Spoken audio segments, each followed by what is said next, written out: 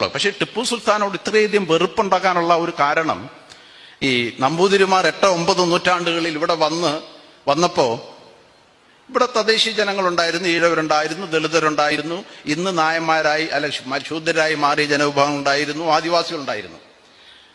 അതിലെല്ലാവരോടും നേരിട്ടുകൊണ്ടാണ് ഈ നമ്പൂതിരിമാർക്ക് അവരുടെ ആധിപത്യം സ്ഥാപിക്കേണ്ടിയിരുന്നത്.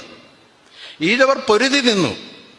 അവരുടെ അഭിമാനവും അവരുടെ സ്വത്തും ജീവൻ പോയാലും വിട്ടുകൊടുക്കുകയില്ല, ആർക്കു മുൻപിലും അടിയറ വയ്ക്കാൻ ഞങ്ങൾ തയ്യാറല്ല എന്ന് പറഞ്ഞു നിന്ന ഒരു ജനതയാണ് ഈഴവർ എന്ന് ഇളംകുളം കുഞ്ഞമ്പിള്ള എന്ന നായർ ചരിത്ര പണ്ഡിതൻ തന്നെ സാക്ഷ്യപ്പെടുത്തുന്നു. തെളിവുകളുടെ പഴയ ശാസനങ്ങളുടെയും പഴയ താളിയോല ഗ്രന്ഥങ്ങളുടെയും അടിസ്ഥാനത്തിൽ അദ്ദേഹം പറയുന്നത്, ഒരു സമൂഹത്തിലെ മുഴുവൻ ആളുകളും ഈ പുറത്തുനിന്ന് വന്ന നായന്മാരുടെ കൂലിപ്പട്ടാളമായി മാറാൻ നാളെ മുതൽ നിങ്ങളുടെ ശിങ്കടികളും നിങ്ങളുടെ ഗുണ്ടുകളുമായി ഞങ്ങൾ വരാം, ഞങ്ങളുടെ പെണ്ണുങ്ങളെ മുഴുവൻ നിങ്ങളുടെ വെപ്പാട്ടിമാരായി അയച്ചു തരാം.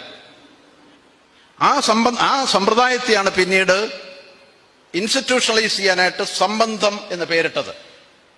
ഈ സംബന്ധത്തിൽ ജനിക്കുന്ന കുട്ടികൾ വാസ്തവത്തിൽ ഈ നമ്പൂതിരി സംബന്ധം ജനിക്കുന്ന കുട്ടികൾ നമ്മളെപ്പോലെ അയിത്തക്കാരെ പോലെ തന്നെ സ്വന്തം പിതാവിന്റെ മുൻപിൽ അയിത്തക്കാരനാണ്.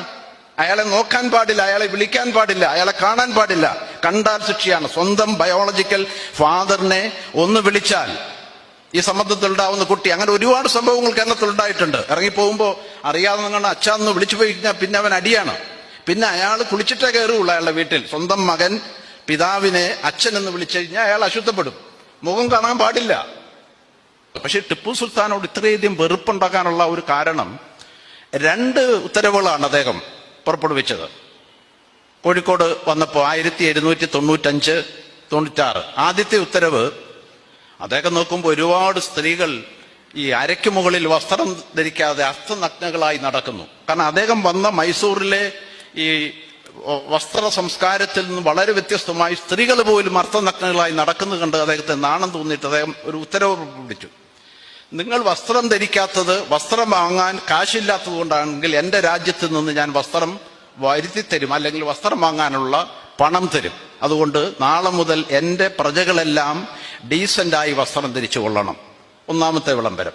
ഇത് ഒരുപാട് താഴ്ന്ന ജാതിയിൽപ്പെട്ട ഒരുപാട് ആളുകൾക്ക് റിലീഫ് കിട്ടി. രണ്ടാമത്തെ വിളംബരമായിരുന്നു അതിനേക്കാളും ഭയങ്കരം. അദ്ദേഹം നായന്മാരോടാണ് ഒരു വിളംബരം പുറപ്പെടുവിച്ചത്. പാടത്ത് മേഞ്ഞു നടക്കുന്ന കന്നുകാലികളുടെ അത്രയും സദാചാര ബന്ധമില്ലാതെ സ്വന്തം അമ്മ പെങ്ങന്മാര് ഇങ്ങനെ കൂട്ടിക്കൊടുക്കുന്ന ഈ പണി നിർത്തിയില്ലെങ്കിൽ നായന്മാർ